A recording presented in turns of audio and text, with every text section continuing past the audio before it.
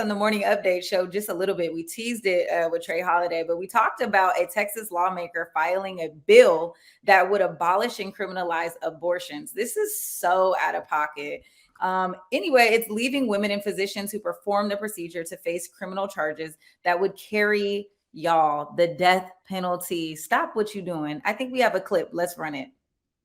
A North Texas lawmaker is sponsoring a bill that could have women facing the death penalty for having an abortion. That's right. Not only would abortions be banned, they would become a serious crime. Arlington Republican Tony Tinderholt is the lawmaker behind this bill. He says it would accomplish one goal, bringing equal treatment for unborn human beings under the law. He's not getting a lot of support. In fact, top Republicans say that bill won't even go up for a vote. So, guys, I don't think it's going to go up. But this is just still extremely discriminatory and just so like, I don't know. I mean, we're going to talk about the metaverse later on in this show. We're talking about futurism and somebody's talking about abortion laws leading to the death penalty. Come on, stop what you're doing. I can't even take this serious. Well, I think the fact that you're not taking it serious is the reason why it belongs here. You know, we talked last week about, or it wasn't last week, I think it was 2 weeks ago, that crazy, the Florida law that we knew was going nowhere when DeSantis put out that ridiculous letter about arresting trans kids' parents. I see this as that same thing.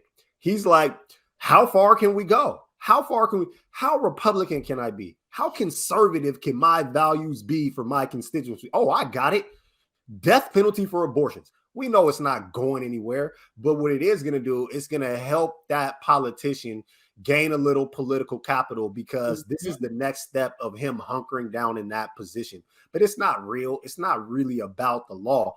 Now, what bothers me about this is that it is a real bill, and this is a real bill that got put forward. So we might end up in a situation where one of these crazy conservatives trying to be the most conservative, trying to be the furthest right, they're going to put something ridiculous up one day and it is going to move forward. And then where are we going to be? And I think that that's kind of where I'm at with this story. It's not going to happen this time, but what about next time and the time after that? We have to make it to a place where people on the left are not fighting to be the furthest left. People on the right are not fighting to be the furthest right. Like, we have to get back to a place of nuance and realistic conversations and common sense. Otherwise, this is this type of stuff that we're going to get from our elected officials, man. And this is wild.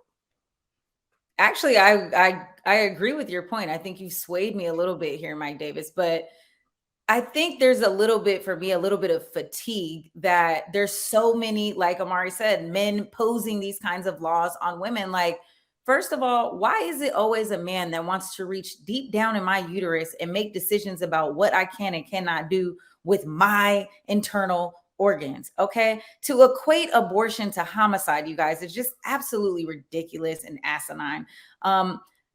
Mike, you've convinced me that perhaps I should be considering this a little bit more seriously because this is an elected official. And that means that people are backing this. Whether or not his colleagues are going to back this and support this piece of legislation, we ultimately know that's probably not going to happen. But the fact that he has a constituency and a base that he's pandering to that is in support of this is just like crazy to me. And so we do need to think about that. And we do need to think about who those voters and what they reflect. And more importantly, too, how is that going to affect the elected officials looking for future elections?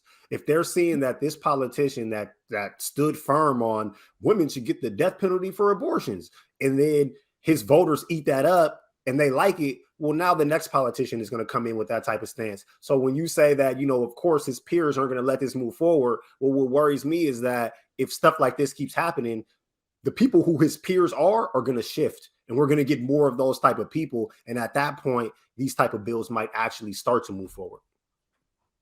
Yeah, when something's rotten, it can spoil the whole bunch. So Dang.